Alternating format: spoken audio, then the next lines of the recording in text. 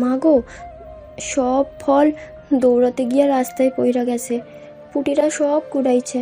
আমি যাই নাই কাছারি বাড়ির দিকে। আমারে বিশ্বাস করো মা, যাই নাই আমি কাছারি বাড়ি। তুমি তো আছিলা ওইখানে, আমি গেলে তো শুনতাই। সায়রা থামলো, কারণ খই ওর যুক্তিতে ভুল করেনি কোনো।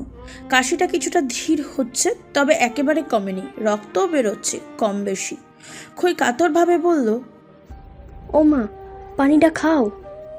আর মানা করলো না সায়রা, পানি নিয়ে শেষ করলো কয়েক ঢোকে। কাশিটা নেই, তবে অস্থিরতা কমেনি। খই কাপড়ের আঁচল বের করে মায়ের চোখ মুখ মুছিয়ে দিয়ে বলল, ও মা, বরুণ কাকার দাওয়াইখানায় গিয়া নিয়া যাই তোমারে, চলো।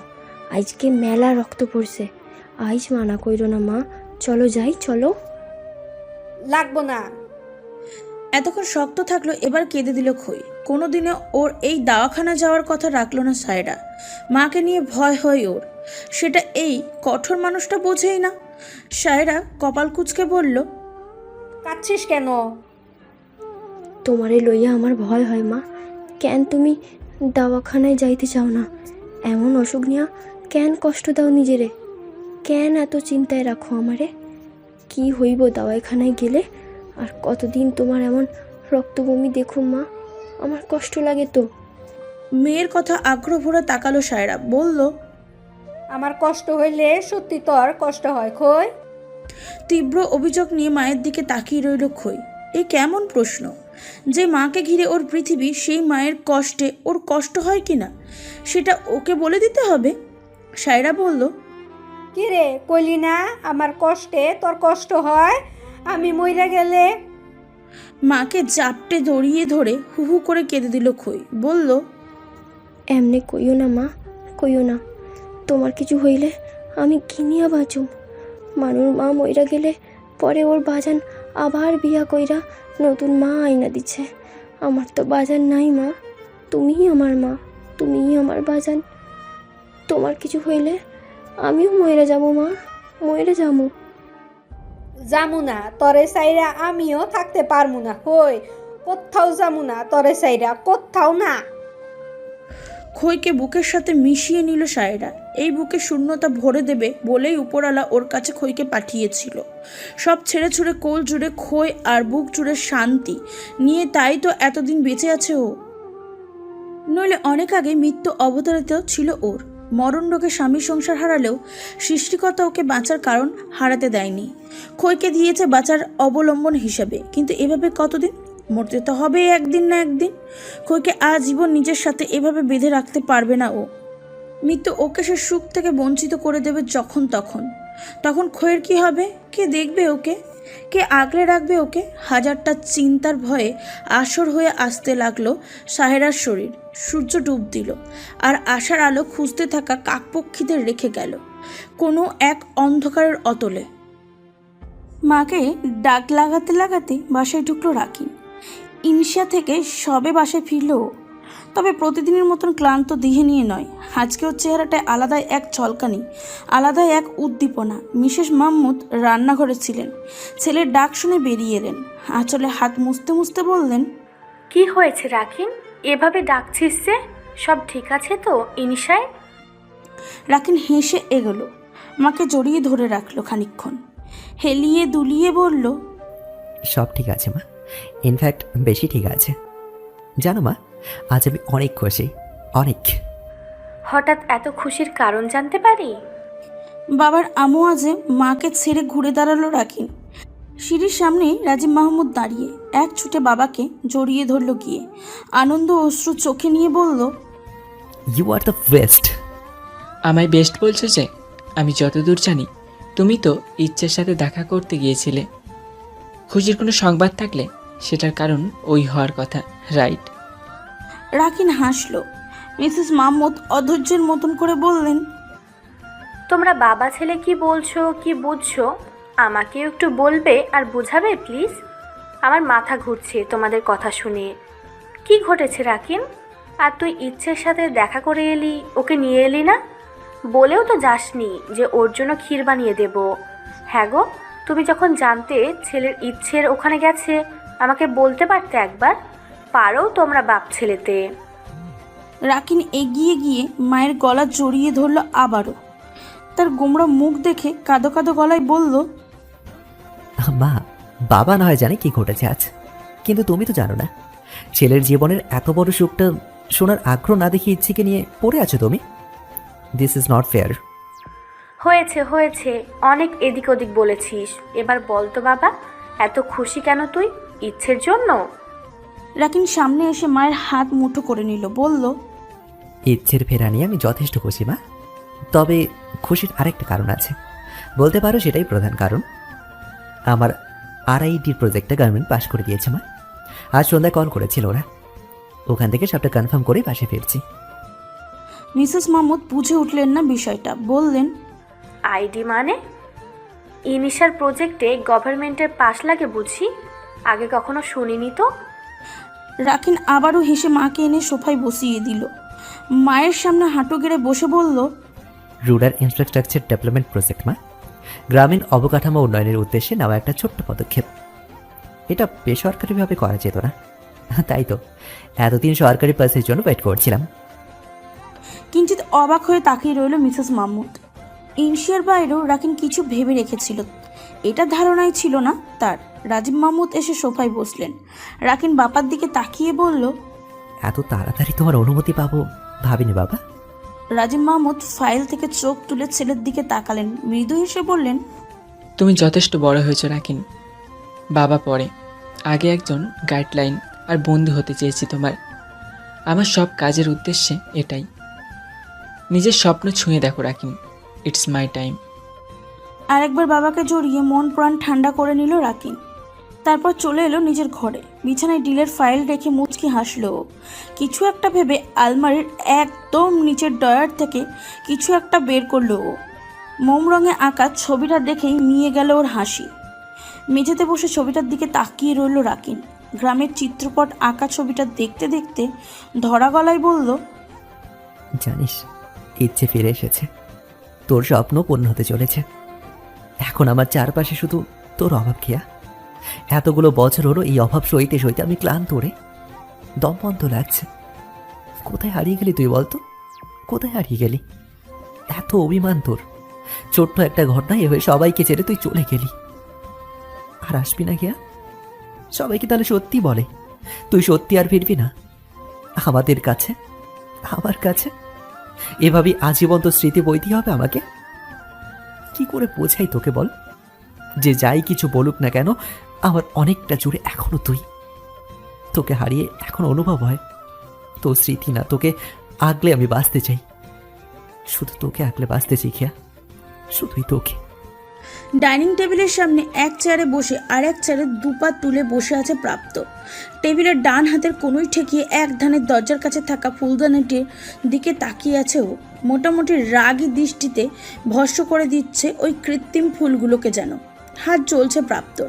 ডান হাতে দুই জায়গায় কেটে গেছে, বা হাতের কবজির দিকে ছ্যাঁকা লেগে কালচে দাগ পড়ে গেছে একদম। রান্নাঘরে গিয়ে এই প্রথমবার এভাবে লেগেছে ওর। অন্যমনস্ক থাকার জন্য টেবিলে রাখা কয়েক পদের রান্না ও নিজে হাতে করা, সাজিয়েছে ও নিজেই। মা মারা যাবার পর রান্নাটা সাদিক সাহেবই সামলাচ্ছেন, তবে প্রাপ্ত নিজেও শিখে গেছে বাবার দেখা দেখি। পিয়ালি এসবে ছিল না কোনো দিনই, থাকতে দেয়নি প্রাপ্ত। সাদিক সাহেবের ঘোর বারণ, তার অনুপস্থিতিতে তাই রান্নাঘরে প্রাপ্তই ঢুকেছিল, কিন্তু মনের মাঝে চলা অস্থিরতার জন্য নিজের শরীরের ক্ষত বসিয়ে নিয়েছে। পিয়ালি পড়া শেষ করে এসে চেয়ারে বসে গেল। উবুর করে রাখা প্লেটে সোজা করতে করতে বলল, কি রান্না করছিস ভাইয়া?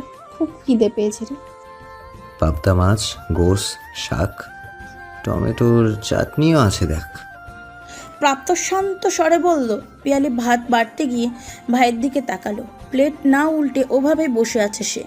মাথা নেড়ে একটা হতাশার শ্বাস ফেলে পিয়ালি নিজেই প্রাপ্তের সামনে প্লেটটা সোজা করে দিল। ভাত বেড়ে দিতে দিতে বলল, কেন তুই বলতো ভাইয়া, এমন বাচ্চাদের মতো কেন করিস বলতো? বাবা বাসায় না থাকলে প্রতিবার এরকম সেন্টি খেয়ে বসে থাকিস। তোর জন্যই বাবা কোথাও যেতে চায় না। এমন করলে চলে? বড় হচ্ছিস না তুই?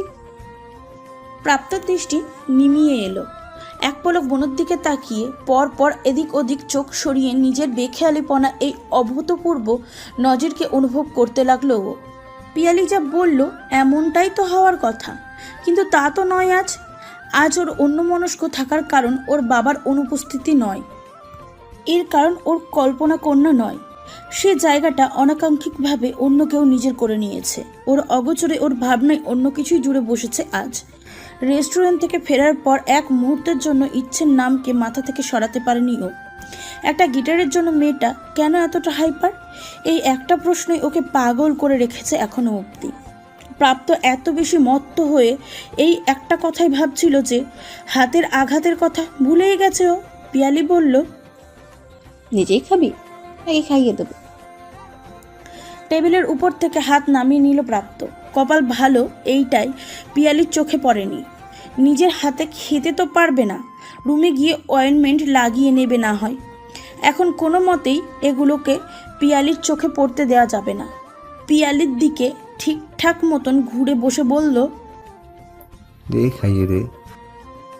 কথা না বাড়িয়ে ওকে খাওয়াতে লাগলো পিয়ালি। নিজে হাতে খাবার কমই খায় প্রাপ্ত। সাদিক সাহেব বাসায় থাকলে দুজনকেই খাই দেন, আর তার অনুপস্থিতিতে পিয়ালি বাধ্য হয় প্রাপ্তকে খাই দিতে। দুবার ভাইয়ের মুখে খাবার তুলে দিয়ে বলল, আর কতদিন এভাবে বাবা আর বোনকে জ্বালিয়ে মারবি বলতো? এক্সকিউজ মি, জ্বালাই মানে? তো তোর মনে হয় তুই জ্বালাস না? পিয়ালি খাবার এগিয়ে দিচ্ছিল প্রাপ্তর মুখের দিকে। ওর হাত ধরে ওর মুখের দিকে ঠেলে দিয়ে বলল, নিজেও খা আর আমাকেও অপবাদ দেয়া বন্ধ কর। খাবার মুখে নিল পিয়ালি, কিন্তু বিরক্ত ভার কমার বদলে বেড়ে গেছে ওর। প্রাপ্ত বলল, এত ভালো রান্না করি, এই তোর হাতে খেতে হচ্ছে বলে কোনো স্বাদ নেই খাবারে। তো খাচ্ছিস কেন? তো তোর কি মনে হয় আমি কষ্ট করে রান্না করবো আর তুই বসে বসে খাবি? তা তো হচ্ছে না। তোকে খাটানোর জন্য এইভাবে খাইয়ে দিতে বলি, নইলে তোর হাতে খেতে গেলে মনে হয় আমার স্বাদ গ্রন্থি অক্কা পেয়েছে। তাহলে এক কাজ কর, বিয়েটা করে নে অ্যাজ সুন অ্যাজ পসিবল। বইয়ের হাতে খেতে গেলে আর স্বাদ গ্রন্থি অক্কা পাবে না, দেখিস। প্রাপ্ত নির্বিকারভাবে বলল, জানি সেটা আমি, তোকে বলতে হবে না। তবে এত সহজে তোর ছুটি নেই। আমিও সেটা জানি, এত সহজে ভাবি পাচ্ছি না আমি। যা অ্যাটিটিউডে বাইরে চলিস তুই, মাঝে মধ্যে তো মনে হয় কোনো গ্যাংস্টারের বোন আমি। গ্যাংস্টার শব্দটা শুনে প্রাপ্ত কিছুক্ষণ তাকিয়ে রইল বোনের দিকে। চোখ সরিয়ে নিয়ে টেবিলের নিচে রাখা হাতের ক্ষতর দিকে তাকালো। এই শব্দটা একমাত্র ইচ্ছেই ওর সামনে ব্যবহার করেছে, তাও একবার না, বেশ কয়েকবার। পিয়ালি ভাইকে আবারও অন্য মনস্ক দেখে কপাল কুঁচকে বলল, কিরে আবার কি হলো?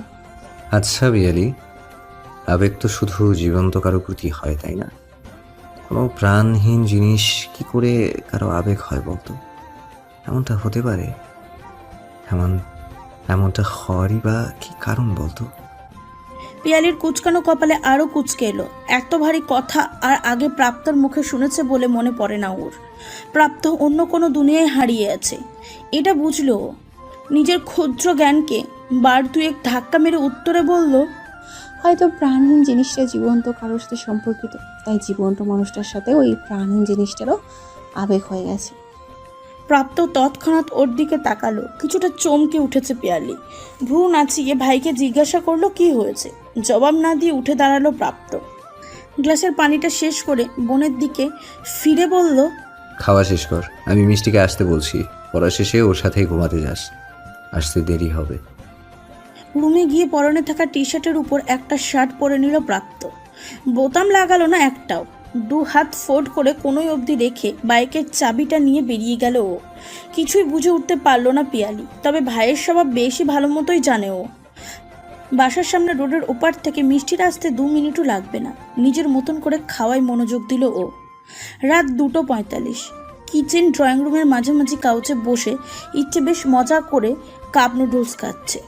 বাসায় ফেরা অবধি যে বাসার খাবার থাকবে না, নাফিজা বেগম রাখবেন না, এটা বেশ ভালো মতোই জানে ও। তাই কিচেনের সবচেয়ে আপন জায়গা কয়েক বক্স কাপ নুডলস এনে রেখেছে আগেই। বেশিরভাগ রাতেই না খেয়েই ঘুমিয়ে পড়ে ও। প্রোগ্রাম পার্টি এসবের তাগাতায় মাসে 1-2 বার বাসায় রাতে খাওয়া হয় হয়তো, তখন নিজে হাতে পানি গরম করে কাপ নুডলস খায়। রান্নাবান্নার দক্ষতা এই অবধিই ওর। আর এতে নিজেকে নিয়ে গর্ব করতে ভোলে না ইচ্ছে। একদম ওর পায়ের নিচের ফ্লোরে একটা বিদেশি কুকুর শুয়ে। এটা এনেছিলেন নাফিজা বেগম। নিজের মেয়েকে হারিয়ে সৎ মেয়ের প্রতি প্রতিশোধ প্রিয়া জমিয়ে কুকুর পুষতে চেয়েছিল সে। বেশ আদর যত্ন করত কুকুরটাকে, নাম দিয়েছে টমি। তবে টমি আবার তার চেয়ে ইচ্ছেকে বেশি ভালোবাসে, এই জন্য ওকেও বাসা ছাড়া করতে চেয়েছিল উনি, কিন্তু নওশাদ সাহেবের জন্য হয়ে ওঠেনি। ইচ্ছে কাঁটা চামচের রুলস বাঁচাতে বাঁচাতে বলল, টমি আর ইউ ঘুমিয়ে গেছিস টমি?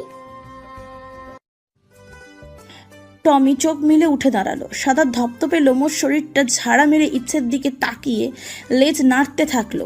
ইচ্ছে মুচকি হাসলো, তারপর নিচে নেমে হাঁটু গেড়ে বসে গেল। টমি ইচ্ছের পায়ে গা ঘষতে শুরু করে দিয়েছে। ইচ্ছে ওর গায়ে হাত বুলিয়ে দিয়ে বলল, এসএম তোকেও হেঁটে দেয়নি? টমি হেঁটে ওর খাবার পাত্র দেখালো, ওতে এখনো খাবার রয়ে গেছে। ইচ্ছে বুঝলো আজকে নওশাদ সাহেব হয়তো খাওয়াইছে টমিকে। টমি আবারও এসে গা ঘেঁষলো ইচ্ছের সাথে। ইচ্ছে বলল, তাহলে জেগে আছিস কেন? ঘুম আসেনি সোফায়? এখানেই বা চলে আসলি কেন আমাকে নামতে দেখে? ইচ্ছের বা পায়ে থাকা কালো সুতোটা কামড়াতে লাগলো টমি, যেন বোঝাতে চাইছে ফর্সা পায়ে কালো রংটা একটু বেশিই নজর করা। সিঁড়ি দিয়ে নামার সময় ওই পা চোখে পড়তেই চলে এসেছে ও। ইচ্ছে হেসে দিয়ে ওকে কোলে তুলে নিল ওকে, তারপর পা বাড়ালো রুমের দিকে। রুমে এসে টমিকে ছেড়ে হেডফোন, গিটার, একটা ছোট্ট নোটপ্যাড আর পেন্সিল হাতে নিল। তারপর সোজা গিয়ে রাখলো বারান্দায় রাখা বিন ব্যাগের সামনে। টমি মেঝে শুকে শুকে এদিক ওদিক হাঁটছে। ইচ্ছে আগে গিয়ে দেয়ালে আটকানো সেই গিটার ভাঙা টুকরোতে লেখা মা শব্দটাই চুমু দিল, আলতোভাবে ছুঁয়ে দিয়ে বলল, লাভ ইউ মা। দুবার জোরে ডেকে উঠল টমি। ইচ্ছে ওর দিকে ফিরল। এভাবে ডাকার মানে কারোর উপস্থিতি অনুভব করছে টমি, কিন্তু এখানে কারোর থাকা সম্ভব নেই। ইচ্ছে এগিয়ে গিয়ে বলল, don't make noise Tommy. SM শুনলে সমস্যা হবে, বাবার ঘুমেও ডিস্টার্ব হবে, সো কিপ কাম ওকে? টমি থামলো, কিন্তু মেজে শোখা আর পায়চারি থামালো না। ইচ্ছে বিন ব্যাগে বসে কানে হেডফোন গুঁজে দিল, চোখ বন্ধ করে গিটারে কিছুক্ষণ এমনই টুংটাং করতে লাগলো। তারপর সুর তুলতে লাগলো নিজের মতো করে। সেই সুর মিলিয়ে গাইল,